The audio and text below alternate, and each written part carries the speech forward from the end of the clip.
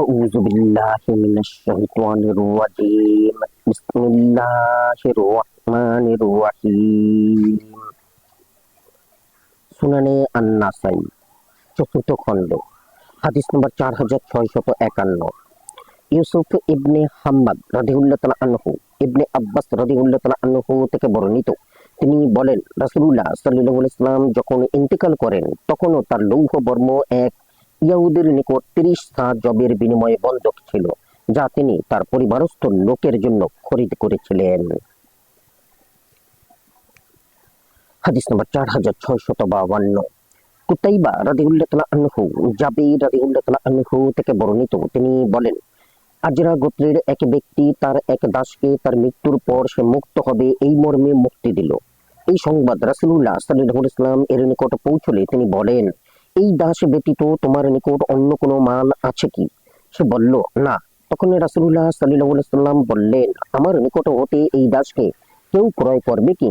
তখন নুয়াইম ইবনে আবদুল্লাহ ওই দাসকে 800 দিরহামের বিনিময়ে ক্রয় করলেন এবং ওই দিরহাম তার নিকট উপস্থিত করলেন। তিনি এই দিরহাম ওই মালিককে দিয়ে বললেন প্রথমে নিজের জন্য খরচ করো, তারপর কিছু থাকলে তা পরিবারের লোকদের দান করো, আরো অবশিষ্ট থাকলে আত্মীয় স্বজনকে দান করো, তারপরেও যদি থেকে যায় তবে এরূপ এরূপ এবং এরূপ অর্থাৎ তোমার সামনে, তোমার ডানে এবং তোমার বামে দান করো। হাদিস নম্বর 4653 জিয়াদ ইবনে আইয়ুব রাদিয়াল্লাহু তাআলা আনহু জাবির রাদিয়াল্লাহু তাআলা আনহু থেকে বর্ণিত যে আবু মাজকুর নামের এক আনসারী তার ইয়াকুব নামের দাসকে বলল তুমি আমার মৃত্যুর পর মুক্ত হয়ে যাবে। তার এছাড়া কোনো অর্থ সম্পদ ছিল না। রাসূলুল্লাহ সাল্লাল্লাহু আলাইহি ওয়াসাল্লাম তাকে ডেকে আনলেন, তারপর বললেন কে এই গোলামকে ক্রয় করবে? নুয়াইম ইবনে আবদুল্লাহ রাদিয়াল্লাহু তাআলা আনহু ওই গোলামকে 800 দিরহামের বিনিময়ে ক্রয় করলেন। রাসূলুল্লাহ সাল্লাল্লাহু আলাইহি ওয়াসাল্লাম ওই দিরহামগুলো আনসারী ব্যক্তিকে দিয়ে বললেন তোমাদের কেউ গরীব হলে সে যেন নিজ হতে আরম্ভ করে, তারপরেও কিছু উদ্বৃত্ত থাকলে যেন স্বীয় পরিবারস্থ লোকের জন্য ব্যয় করে, তারপরও কিছু থাকলে তা আত্মীয় স্বজনের জন্য ব্যয় করবে, তারপরও কিছু অবশিষ্ট থাকলে এদিক ওদিক গরিব দুঃখীদের দান করবে। হাদিস নম্বর 4654 মাহমুদ ইবনে গায়লান রাদিয়াল্লাহু তাআলা আনহু জাবির রাদিয়াল্লাহু তাআলা আনহু থেকে বর্ণিত নবী সাল্লাল্লাহু আলাইহি ওয়াসাল্লাম মুদাব্বার গোলাম বিক্রি করেছেন। হাদিস নম্বর 4655 কুতাইবা ইবনে সাঈদ রাদিয়াল্লাহু তাআলা আনহু আয়েশা রাদিয়াল্লাহু তাআলা আনহা থেকে বর্ণিত বারিরা রাদিয়াল্লাহু তাআলা আনহু তার মুক্তি লাভের চুক্তিতে ধার্যকৃত অর্থ আদায়ে সাহায্য চাওয়ার জন্য আয়েশা রাদিয়াল্লাহু তাআলা আনহা এর নিকট আসলেন। তিনি বললেন তুমি গিয়ে তোমার মালিকদেরকে জিজ্ঞাসা করো, যদি তারা একথায় সম্মত হয় যে আমি তাদের সকলে প্রাপ্য আদায় করে দিলে ওয়ালা আমার হবে, তাহলে আমি তোমার সমুদায় প্রাপ্য আদায় করে দেব। বারিরা রাদিয়াল্লাহু তাআলা আনহু তার মালিকদের একথা জানালে তারা তা অস্বীকার করে বলল যদি আয়েশা তোমাকে সাহায্য করে পুণ্য অর্জন করতে চান তবে করতে পারেন, কিন্তু ওয়ালা আমাদেরই থাকবে। আয়েশা রাদিয়াল্লাহু তাআলা আনহা রাসূলুল্লাহ সাল্লাল্লাহু আলাইহি ওয়াসাল্লাম এর নিকট এই কথা উল্লেখ করলে তিনি বলেন তুমি ক্রয় করে তাকে মুক্ত করে দাও, ওয়ালা তারই যে মুক্ত করে। এরপর তিনি বললেন আফসোস লোকের কি হলো, তারা এমন শর্ত আরোপ করে যা আল্লাহর কিতাবে নেই। যারা এমন শর্ত করে যা আল্লাহর কিতাবে নেই তা পূর্ণ করা হবে না, যদিও শতবার শর্ত করে। আল্লাহর শর্তই অধিকতর গ্রহণযোগ্য ও পালনীয়। হাদিস নম্বর 4656 ইউনুস ইবনে আব্দুল আলা রাদিয়াল্লাহু তাআলা আনহু আয়েশা রাদিয়াল্লাহু তাআলা আনহা থেকে বর্ণিত তিনি বলেন বারিরা রাদিয়াল্লাহু তাআলা আনহু আমার নিকটে এসে বলল হে আয়েশা আমি আমার মালিকদের সাথে 7 উকিয়ার বিনিময়ে মুক্তি লাভের জন্য চুক্তিবদ্ধ হয়েছি। প্রতি বছর আমি 1 উকিয়া আদায় করব, অতএব আপনি এই ব্যাপারে আমাকে সাহায্য করুন। সে তখনও কিছুই আদায় করেনি। আয়েশা রাদিয়াল্লাহু তাআলা আনহা তার প্রতি সদয় হয়ে বলেন তুমি তোমার মালিকদের কাছে গিয়ে বলো যদি তারা সম্মত হয় তবে আমি একত্রেই তাদের প্রাপ্য 7 উকিয়া আদায় করে দেব, কিন্তু ওয়ালা আমারই হবে। তারা বলল আয়েশা রাদিয়াল্লাহু তাআলা আনহা ইচ্ছা করলে সওয়াবের উদ্দেশ্যে তোমার সাথে ভালো ব্যবহার যা ইচ্ছা করতে পারেন, কিন্তু ওয়ালা আমাদের থাকবে। রাসূলুল্লাহ সাল্লাল্লাহু আলাইহি ওয়াসাল্লাম এর নিকট আয়েশা রাদিয়াল্লাহু তাআলা আনহা এটা প্রকাশ করলে তিনি বললেন তাদের কথায় তুমি এর থেকে বিরত থেকো না, তুমি তাকে ক্রয় করে মুক্ত করে দাও, কেননা ওয়ালা ওই ব্যক্তির হবে যে মুক্ত করে। তিনি তাই করলেন। এরপর রাসূলুল্লাহ সাল্লাল্লাহু আলাইহি সাল্লাম বললেন, লোকের অবস্থা কি হলো যে তারা এমন শর্ত আরোপ করে যা আল্লাহর কিতাবে নেই। যে এমন শর্ত আরোপ করবে যা আল্লাহর কিতাবে নেই, তার সে শর্ত বাতিল বলে গণ্য হবে। তাতে সে শত শর্তই করুক না কেন, আল্লাহর আদেশে অধিকতর গ্রহণযোগ্য এবং আল্লাহর শর্তই বেশি শক্তিশালী। ওয়ালা আজাদকারী ব্যক্তি পাবে। হাদিস নম্বর 4657। ইসমাইল ইবনে মাসউদ রাদিয়াল্লাহু তাআলা আনহু আবদুল্লাহ রাদিয়াল্লাহু তাআলা আনহু থেকে বর্ণিত, রাসূলুল্লাহ সাল্লাল্লাহু আলাইহি ওয়াসাল্লাম ওয়ালা বিক্রয় বা হেবা করতে নিষেধ করেছেন। হাদিস নম্বর 4658। কুতাইবা ইবনে সাঈদ রাদিয়াল্লাহু তাআলা আনহু ইবনে উমার রাদিয়াল্লাহু তাআলা আনহু থেকে বর্ণিত, রাসূলুল্লাহ সাল্লাল্লাহু আলাইহি ওয়াসাল্লাম ওয়ালা বিক্রয় বা হেবা করতে নিষেধ করেছেন। হাদিস নম্বর 4659। আলী ইবনে হুজর রাদিয়াল্লাহু তাআলা আনহু ইবনে উমার রাদিয়াল্লাহু তাআলা আনহু থেকে বর্ণিত, তিনি বলেন, রাসূলুল্লাহ সাল্লাল্লাহু আলাইহি ওয়াসাল্লাম ওয়ালা বিক্রি করতে বা হেবা করতে নিষেধ করেছেন। হাদিস নম্বর 4660। হুসাইন ইবনে হুরাইস রাদিয়াল্লাহু তাআলা আনহু জাবির রাদিয়াল্লাহু তাআলা আনহু থেকে বর্ণিত, রাসূলুল্লাহ সাল্লাল্লাহু আলাইহি ওয়াসাল্লাম পানি বিক্রয় করতে নিষেধ করেছেন। হাদিস নম্বর 4661। কুতাইবা ও আবদুল্লাহ ইবনে মুহাম্মদ ইবনে আব্দুর রহমান রাদিয়াল্লাহু তাআলা আনহু আবু মিনহাল রাদিয়াল্লাহু তাআলা আনহু বলেন, আমি ইয়াস ইবনে উমার রাদিয়াল্লাহু তাআলা আনহু আরেকবার বলেন, ইজাস ইবনে আবদ রাদিয়াল্লাহু তাআলা আনহুকে বলতে শুনেছি যে তিনি বলেন, আমি রাসূলুল্লাহ সাল্লাল্লাহু আলাইহি ওয়াসাল্লামকে পানি বিক্রি করতে নিষেধ করতে শুনেছি। হাদিস নম্বর 4662। কুতাইবা ইবনে সাঈদ রাদিয়াল্লাহু তাআলা আনহু ইয়াস রাদিয়াল্লাহু তাআলা আনহু থেকে বর্ণিত, রাসূলুল্লাহ সাল্লাল্লাহু আলাইহি ওয়াসাল্লাম প্রয়োজনাতিরিক্ত পানি বিক্রি করতে নিষেধ করেছেন।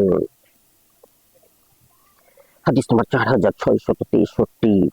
ইব্রাহিম ইবনে হাসান রাদিয়াল্লাহু তাআলা আনহু ইয়াস ইবনে আবদ রাদিয়াল্লাহু তাআলা আনহু, যিনি রাসূলুল্লাহ সাল্লাল্লাহু আলাইহি ওয়াসাল্লাম এর সাহাবী ছিলেন, তিনি বলেন, অতিরিক্ত পানি বিক্রয় করো না, কেননা রাসূলুল্লাহ সাল্লাল্লাহু আলাইহি ওয়াসাল্লাম অতিরিক্ত পানি বিক্রয় করতে নিষেধ করেছেন। হাদিস নম্বর 4664। কুতাইবা রাদিয়াল্লাহু তাআলা আনহু ইবনে ওয়ালা মিসরি রাদিয়াল্লাহু তাআলা আনহু থেকে বর্ণিত যে তিনি ইবনে আব্বাস রাদিয়াল্লাহু তাআলা আনহু এর নিকট আঙ্গুর নিংড়ানো পানি সম্বন্ধে জিজ্ঞাসা করলে তিনি বলেন, এক ব্যক্তি রাসূলুল্লাহ সাল্লাল্লাহু আলাইহি ওয়াসাল্লামকে এক মটকা মদ হাদিয়া দিয়েছিল। তখন তিনি তাকে বললেন, তোমার কি জানা নেই যে আল্লাহ তাআলা মদ হারাম করেছেন? এক ব্যক্তি ওই ব্যক্তির কানে কানে কি কথা বলল আর কি বলল তা আমি বুঝতে পারিনি। আমি তার নিকটস্থ এক ব্যক্তিকে জিজ্ঞাসা করলাম। তখন রাসূলুল্লাহ সাল্লাল্লাহু আলাইহি ওয়াসাল্লাম বললেন, তুমি এর কানে কানে কি বলেছ? সে বলল, আমি তার কানে কানে বলেছি, তুমি এটা বিক্রয় করে দাও। তখন রাসূলুল্লাহ সাল্লাল্লাহু আলাইহি ওয়াসাল্লাম বললেন, যেই সত্তায় এর পান করাকে হারাম করেছেন, তিনি এর বিক্রয় করাও হারাম করেছেন। হাদিস নম্বর 4665। মাহমুদ ইবনে গাইলান রাদিয়াল্লাহু তাআলা আনহু আয়েশা রাদিয়াল্লাহু তাআলা আনহা থেকে বর্ণিত, তিনি বলেন, যখন সুদের আয়াত নাজিল হলো তখন রাসূলুল্লাহ সাল্লাল্লাহু আলাইহি ওয়াসাল্লাম মিম্বরে দাঁড়িয়ে তা পাঠ করে শোনালেন। এরপর তিনি মদের ব্যবসা হারাম ঘোষণা করলেন। হাদিস নম্বর 4666। কুতাইবা রাদিয়াল্লাহু তাআলা আনহু আবু মাসউদ উকবা ইবনে আমর রাদিয়াল্লাহু তাআলা আনহু থেকে বর্ণিত, তিনি বলেন, রাসূলুল্লাহ সাল্লাল্লাহু আলাইহি ওয়াসাল্লাম কুকুরের মূল্য প্রতি তার রোজগার এবং বনকের পারিতোষিক নিষিদ্ধ করেছেন। হাদিস নম্বর 4667। আব্দুর রহমান ইবনে আব্দুল্লাহ ইবনে আব্দুল হাকাম রাদিয়াল্লাহু তাআলা আনহু ইবনে আব্বাস রাদিয়াল্লাহু তাআলা আনহু থেকে বর্ণিত, তিনি বলেন, রাসূলুল্লাহ সাল্লাল্লাহু আলাইহি ওয়াসাল্লাম কতকগুলো বস্তুকে হারাম বলেছেন, এদের মধ্যে তিনি কুকুরের মূল্যের কথাও উল্লেখ করেছেন। হাদিস নম্বর 4668। ইব্রাহিম ইবনে হাসান রাদিয়াল্লাহু তাআলা আনহু জাবির ইবনে আবদুল্লাহ রাদিয়াল্লাহু তাআলা আনহু থেকে বর্ণিত যে রাসূলুল্লাহ সাল্লাল্লাহু আলাইহি ওয়াসাল্লাম কুকুর ও বিড়ালের মূল্য নিতে নিষেধ করেছেন। তবে শিকারী কুকুর ব্যতীত। হাদিস নম্বর 4669। কুতাইবা রাদিয়াল্লাহু তাআলা আনহু জাবির রাদিয়াল্লাহু তাআলা আনহু থেকে বর্ণিত যে তিনি রাসূলুল্লাহ সাল্লাল্লাহু আলাইহি ওয়াসাল্লামকে মক্কা বিজয়ের দিন মক্কায় বলতে শুনেন, আল্লাহ এবং তার রাসূল মদ, মৃত জন্তু, শূকর এবং মূর্তি বিক্রয় করতে নিষেধ করেছেন। এক লোক জিজ্ঞাসা করলেন, ইয়া রাসূলুল্লাহ, মৃত জন্তুর চর্বি বিক্রয় সম্বন্ধে আপনি কি বলেন, যা দ্বারা নৌকা ইত্যাদি তৈলাক্ত করা হয় এবং চামড়ায় তেল লাগানো হয় আর লোকে তার দ্বারা প্রদীপ জ্বালায়? রাসূলুল্লাহ সাল্লাল্লাহু আলাইহি ওয়াসাল্লাম বললেন, না, তা হারাম। এরপর তিনি বলেন, আল্লাহ তাআলা ইহুদীদের ধ্বংস করুন। যখন আল্লাহ তাআলা তাদের উপর চর্বি হারাম করেন, তখন তারা তা গলিয়ে বিক্রয় করলো এবং তার মূল্য ভোগ করলো। হাদিস নম্বর 4670। ইব্রাহিম ইবনে হাসান রাদিয়াল্লাহু তাআলা আনহু জাবির রাদিয়াল্লাহু তাআলা আনহু থেকে বর্ণিত যে রাসূলুল্লাহ সাল্লাল্লাহু আলাইহি ওয়াসাল্লাম উটের পাল দেওয়ার বিনিময়ে গ্রহণ করতে, পানি বিক্রয় করতে এবং কৃষিযোগ্য জমি বিক্রয় করতে নিষেধ করেছেন।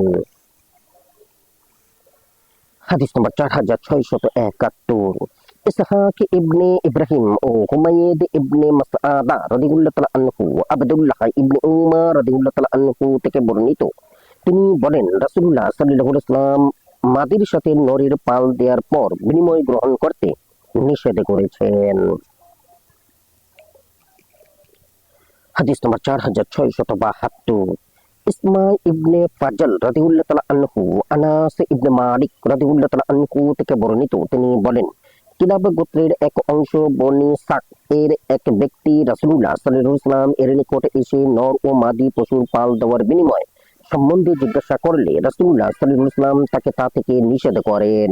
তখন সে ব্যক্তি বলে, এর বিনিময়ে আমাদেরকে সম্মান করা হয়। হাদিস নম্বর 4673।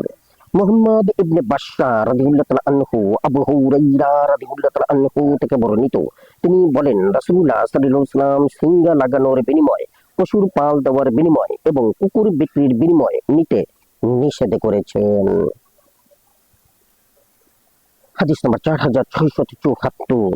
মুহাম্মদ ইবনে আলী রাদিয়াল্লাহু তাআলা আনহু আবু সাঈদ খুদরি রাদিয়াল্লাহু তাআলা আনহু থেকে বর্ণিত, তিনি বলেন, রাসূলুল্লাহ সাল্লাল্লাহু আলাইহি ওয়াসাল্লাম নর মাদির পাল দিয়ে বিনিময় গ্রহণ করতে নিষেধ করেছেন। হাদিস নম্বর 4675। ওয়াসিল ইবনে আব্দুল আলা রাদিয়াল্লাহু তাআলা আনহু আবু হাজিম রাদিয়াল্লাহু তাআলা আনহু থেকে বর্ণিত, তিনি বলেন, রাসূলুল্লাহ সাল্লাল্লাহু আলাইহি ওয়াসাল্লাম কুকুরের মূল্য গ্রহণ করতে এবং নর ও মাদির পাল দিয়ে বিনিময় গ্রহণ করতে নিষেধ করেছেন। হাদিস নম্বর 4676। কুতাইবা রাদিয়াল্লাহু তাআলা আনহু আবু হুরায়রা রাদিয়াল্লাহু তাআলা আনহু সূত্রে রাসূলুল্লাহ সাল্লাল্লাহু আলাইহি ওয়াসাল্লাম থেকে বর্ণিত, তিনি বলেন, যে ব্যক্তি কোনো মাল ক্রয় করার পর নিঃস্ব হয়ে যায় আর তার নিকটে বিক্রিত মাল তদবস্থায় পাওয়া যায়, তবে যে মালে অন্যান্য লোক অপেক্ষা বিক্রেতাই অধিক হকদার। হাদিস নম্বর 4677।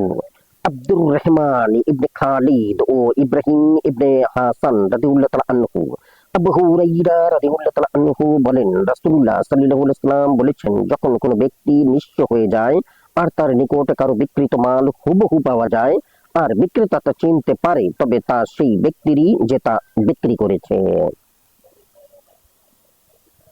হাদিস নম্বর 4678। আহমেদ ইবনে আমর ইবনে সারহ রাদিয়াল্লাহু তাআলা আনহু আবু সাঈদ খুদরি রাদিয়াল্লাহু তাআলা আনহু থেকে বর্ণিত, তিনি বলেন, রাসূলুল্লাহ সাল্লাল্লাহু আলাইহি ওয়াসাল্লাম এর সময়ে এক ব্যক্তির ক্রয় করা ফল বিনষ্ট হওয়ায় তার প্রচুর দেনা হয়ে গেল। তখন রাসূলুল্লাহ সাল্লাল্লাহু আলাইহি ওয়াসাল্লাম বললেন, তোমরা তাকে দান করো। লোকে তাকে দান করলো, কিন্তু তা তার দেনা পরিমাণ হলো না। তখন যারা পাওনাদার ছিল তাদেরকে রাসূলুল্লাহ সাল্লাল্লাহু আলাইহি ওয়াসাল্লাম বললেন, তোমরা যা আছে তাই নিয়ে নাও, এর অতিরিক্ত কিছুই পাবে না। হাদিস নম্বর 4679। হারুন ইবনে আবদুল্লাহ রাদিয়াল্লাহু তাআলা আনহু উসাইদ ইবনে হুজাইর ইবনে সিমাক রাদিয়াল্লাহু তাআলা আনহু থেকে বর্ণিত যে রাসূলুল্লাহ সাল্লাল্লাহু আলাইহি ওয়াসাল্লাম ফয়সালা দিয়েছেন, যদি কোনো ব্যক্তি এমন কোনো ব্যক্তির নিকট তার মাল পায় যার উপর চুরির অভিযোগ আনা যায় না, তবে তার ইচ্ছা হলে সে ওই মূল্য দিয়ে তা গ্রহণ করতে পারে। যে মূল্যে সে ব্যক্তি ক্রয় করেছে, আর ইচ্ছা করলে চোরের অনুসন্ধান করতে পারে। আবু বাক্কার এবং উমর রাদিয়াল্লাহু তাআলা আনহু ও এরূপ ফয়সালা প্রদান করেন। হাদিস নম্বর 4680। আমর ইবনে মানসুর রাদিয়াল্লাহু তাআলা আনহু ইকরিমা ইবনে খালিদ রাদিয়াল্লাহু তাআলা আনহু থেকে বর্ণিত যে উসাইদ ইবনে হুজাইর আনসারী রাদিয়াল্লাহু তাআলা আনহু ইয়ামামার শাসনকর্তা ছিলেন। মারওয়ান তার নিকট লিখেন যে মুয়াবিয়া রাদিয়াল্লাহু তাআলা আনহু তার নিকট লিখেছেন, যার কোনো বস্তু চুরি যায় তবে সে তার অধিক হকদার, যেখানেই সে তা পাক না কেন। উসাইদ রাদিয়াল্লাহু তাআলা আনহু বলেন, মারওয়ান আমাকে এরূপ লিখলে আমি মারওয়ানকে লিখলাম, রাসূলুল্লাহ সাল্লাল্লাহু আলাইহি ওয়াসাল্লাম ফয়সালা দিয়েছেন, যে ব্যক্তি চোরের নিকট হতে তা ক্রয় করেছে সে যদি এমন লোক হয় যার প্রতি চুরির অভিযোগ নেই, তবে মালের মালিক ইচ্ছা করলে মূল্য দিয়ে তা নিবে, না হয় চোরের অনুসন্ধান করবে। এরপর এর অনুকরণে আবু বাক্কার, উমর রাদিয়াল্লাহু তাআলা আনহু এবং উসমান রাদিয়াল্লাহু তাআলা আনহু ফয়সালা করেন। মুয়াবিয়া রাদিয়াল্লাহু তাআলা আনহু মারওয়ানকে লিখেন যে তুমি এবং উসাইদ আমার বিপরীতে ফয়সালা দিতে পারো না, বরং আমি যে কর্তৃত্ব লাভ করেছি সেজন্য আমি তোমাদের বিপরীতে ফয়সালা দিতে পারি। অতএব আমি যে আদেশ করেছি তা কার্যকর করো। মারওয়ান মুয়াবিয়া রাদিয়াল্লাহু তাআলা আনহু এর চিঠি আমার নিকটে পাঠালে আমি বললাম, আমি যতদিন শাসক থাকি ততদিন তার কথা মতো বিচার করব না। হাদিস নম্বর 4681। মুহাম্মদ ইবনে দাউদ রাদিয়াল্লাহু তাআলা আনহু সামুরা রাদিয়াল্লাহু তাআলা আনহু থেকে বর্ণিত, তিনি বলেন, রাসূলুল্লাহ সাল্লাল্লাহু আলাইহি ওয়াসাল্লাম বলেছেন, কোন লোক কারো কাছে তার মাল পেলে সেই তার মালের অধিক হকদার, আর ক্রেতা সেই ব্যক্তিকে ধরবে যে তার কাছে তা বিক্রি করেছে। হাদিস নম্বর 4682। কুতাইবা ইবনে সাঈদ রাদিয়াল্লাহু তাআলা আনহু সামুরা রাদিয়াল্লাহু তাআলা আনহু থেকে বর্ণিত যে রাসূলুল্লাহ সাল্লাল্লাহু আলাইহি ওয়াসাল্লাম বলেছেন, যদি কোনো মহিলাকে দুই অভিভাবক বিয়ে দেয় তবে প্রথমবার যার সাথে বিবাহ হয়েছে সে তারই স্ত্রী হবে, আর যদি কেউ কোনো জিনিস দুজন লোকের কাছে বিক্রি করে তবে তা প্রথম জনেরই প্রাপ্য। হাদিস নম্বর 4683। আমর ইবনে আলী রাদিয়াল্লাহু তাআলা আনহু ইসমাঈল ইবনে ইব্রাহিম ইবনে আবদুল্লাহ ইবনে আবু রাবিয়া রাদিয়াল্লাহু তাআলা আনহু হতে বর্ণিত, তিনি তার পিতার মাধ্যমে তার দাদা হতে বর্ণনা করেন যে রাসূলুল্লাহ সাল্লাল্লাহু আলাইহি ওয়াসাল্লাম আমার নিকট হতে 40,000 দিরহাম কর্জ নিয়েছিলেন। এরপর তার নিকট মাল আসলে তিনি তা আদায় করে বলেন, আল্লাহ তাআলা তোমার ঘরে এবং মালে বরকত দান করুন। কর্জের বিনিময়ে তো এই যে লোক কর্জদাতার কৃতজ্ঞতা প্রকাশ করবে এবং তা আদায় করবে। হাদিস নম্বর 4684। আলী ইবনে হুজর রাদিয়াল্লাহু তাআলা আনহু মুহাম্মদ ইবনে জাহাশ রাদিয়াল্লাহু তাআলা আনহু থেকে বর্ণিত, তিনি বলেন, আমরা রাসূলুল্লাহ সাল্লাল্লাহু আলাইহি ওয়াসাল্লাম এর নিকট বসা ছিলাম। এমন সময় তিনি আকাশের দিকে তার মাথা উঠান, তারপর তার হাত ললাটের উপর স্থাপন করে বলেন, সুবহানাল্লাহ, কি কঠোরতা অবতীর্ণ হলো! আমরা ভয়ে নির্বাক হয়ে গেলাম। পরদিন আমি জিজ্ঞাসা করলাম, ইয়া রাসূলুল্লাহ, ওই কঠোরতা কি ছিল যা অবতীর্ণ হয়েছে? রাসূলুল্লাহ সাল্লাল্লাহু আলাইহি ওয়াসাল্লাম বললেন, যার নিয়ন্ত্রণে আমার প্রাণ তার কসম, যদি কোনো ব্যক্তি আল্লাহর রাস্তায় শহীদ হয়, আবার জীবন লাভ করে, আবার শহীদ হয় এবং আবার জীবিত হয়, পরে আবার শহীদ হয়, তা আর তার উপর কর্জ থাকে, তবে তার পক্ষ হতে সে কর্জ আদায় না হওয়া পর্যন্ত সে জান্নাতে প্রবেশ করতে পারবে না। হাদিস নম্বর 4685। মাহমুদ ইবনে গাইলান রাদিয়াল্লাহু তাআলা আনহু সামুরা রাদিয়াল্লাহু তাআলা আনহু থেকে বর্ণিত, তিনি বলেন, আমরা এক জানাজায় রাসূলুল্লাহ সাল্লাল্লাহু আলাইহি ওয়াসাল্লাম এর সঙ্গে ছিলাম। তিনি তিনবার জিজ্ঞাসা করলেন, এখানে অমুক গোত্রের কেউ আছে কি? এক ব্যক্তি দাঁড়ালে তিনি বললেন, তুমি প্রথম দুইবার উত্তর দাওনি কেন? আমি তোমার ভালোর জন্যই রেখেছি। এরপর তিনি তাদের এক ব্যক্তি সম্বন্ধে বললেন, সে তো মারা গেছে, কিন্তু সে দেনার দায়ে আবদ্ধ রয়েছে। হাদিস নম্বর 4686। মুহাম্মদ ইবনে কুদামা রাদিয়াল্লাহু তাআলা আনহু ইমরান ইবনে হুজাইফা রাদিয়াল্লাহু তাআলা আনহু থেকে বর্ণিত, তিনি বলেন, মাইমুনা রাদিয়াল্লাহু তাআলা আনহা লোকের নিকট হতে অনেক কর্জ নিতেন। তার পরিবারের লোক তাকে এই ব্যাপারে কঠিন কথা বলল, তিরস্কার করলো এবং তার উপর অসন্তুষ্ট হলো। তখন তিনি বললেন, আমি কর্জনামা পরিত্যাগ করব না, কারণ আমি আমার প্রিয়তম সাল্লাল্লাহু আলাইহি ওয়াসাল্লামকে বলতে শুনেছি, যে ব্যক্তি কর্য করে আর আল্লাহ তাআলা অবগত আছেন যে সে তা আদায়ের ইচ্ছা রাখে, তাহলে আল্লাহ তাআলা পৃথিবীতে তার কর্য পরিশোধ করে দেবেন। হাদিস নম্বর 4687, মুহাম্মদ ইবনে মুসান্না রাদিয়াল্লাহু তাআলা আনহু উবাইদুল্লাহ ইবনে আবদুল্লাহ ইবনে উতবা রাদিয়াল্লাহু তাআলা আনহু বলেন, উম্মুল মুমিনিন মাইমুনা রাদিয়াল্লাহু তাআলা আনহা কর্য গ্রহণ করতেন। তাকে বলা হলো, হে উম্মুল মুমিনিন, আপনি তো কর্য নিচ্ছেন, অথচ এত কর্য পরিশোধ করার মতো সম্পত্তি আপনার নেই। তিনি বললেন, আমি রাসূলুল্লাহ সাল্লাল্লাহু আলাইহি ওয়াসাল্লামকে বলতে শুনেছি, যে ব্যক্তি কর্য নিয়ে তা পরিশোধের ইচ্ছা রাখে, আল্লাহ তাআলা তাকে সাহায্য করে থাকেন। হাদিস নম্বর 4688, কুতাইবা ইবনে সাঈদ রাদিয়াল্লাহু তাআলা আনহু আবু হুরায়রা রাদিয়াল্লাহু তাআলা আনহু সূত্রে নবী সাল্লাল্লাহু আলাইহি ওয়াসাল্লাম থেকে বর্ণিত, তিনি বলেন, তোমাদের কাউকে তার প্রাপ্যের ব্যাপারে ধনী ব্যক্তির উপর হাওয়ালা করা হলে সে যেন তা গ্রহণ করে নেয়, আর যদি ধনী লোক কর্য আদায়ে টালবাহানা করে তবে তা হবে জুলুম। হাদিস নম্বর 4689, মুহাম্মদ ইবনে আদম রাদিয়াল্লাহু তাআলা আনহু আমর ইবনে শারিদ রাদিয়াল্লাহু তাআলা আনহু তার পিতা থেকে বর্ণনা করেন যে তিনি বলেন, রাসূলুল্লাহ সাল্লাল্লাহু আলাইহি ওয়াসাল্লাম বলেছেন, ধনী ব্যক্তি কর্তৃক দেনা পরিশোধে টালবাহানা করাটা তার মানা নেই, অর্থাৎ তার সম্পর্কে অভিযোগ করা এবং শাস্তিকে বৈধ করে দেয়। হাদিস নম্বর 4690, ইসহাক ইবনে ইব্রাহিম রাদিয়াল্লাহু তাআলা আনহু আমর ইবনে শারিদ রাদিয়াল্লাহু তাআলা আনহু তার পিতা থেকে বর্ণনা করেন যে রাসূলুল্লাহ সাল্লাল্লাহু আলাইহি ওয়াসাল্লাম বলেছেন, ধনবান লোক যদি কর্য আদায় করতে টালবাহানা করে তবে তার মানহানি ঘটানো এবং তাকে শাস্তি দেওয়া বৈধ হয়ে যায়। হাদিস নম্বর 4691, মুহাম্মদ ইবনে সালামা এবং হারিস ইবনে মিসকিন রাদিয়াল্লাহু তাআলা আনহু আবু হুরায়রা রাদিয়াল্লাহু তাআলা আনহু থেকে বর্ণিত, রাসূলুল্লাহ সাল্লাল্লাহু আলাইহি ওয়াসাল্লাম বলেছেন, ধনী ব্যক্তির কর্য আদায় করতে দেরি করা জুলুম, আর তোমাদের কাউকে যদি কর্য আদায় করার ব্যাপারে ধনীর উপর হাওয়ালা করা হয় তবে সে যেন তা গ্রহণ করে নেয়। হাদিস নম্বর 4692, মুহাম্মদ ইবনে আব্দুল আলা রাদিয়াল্লাহু তাআলা আনহু আবু কাতাদা রাদিয়াল্লাহু তাআলা আনহু থেকে বর্ণিত, এক আনসারী ব্যক্তির মৃতদেহ রাসূলুল্লাহ সাল্লাল্লাহু আলাইহি ওয়াসাল্লাম এর নিকট আনা হলো যেন তিনি তার জানাজা পড়ান। তখন তিনি বললেন, এর উপর তো কর্য রয়েছে। আবু কাতাদা বললেন, আমি এর জামিন হলাম। নবী সাল্লাল্লাহু আলাইহি ওয়াসাল্লাম বললেন, তুমি তার সম্পূর্ণ কর্জের। আবু কাতাদা রাদিয়াল্লাহু তাআলা আনহু বললেন, সম্পূর্ণ কর্জের।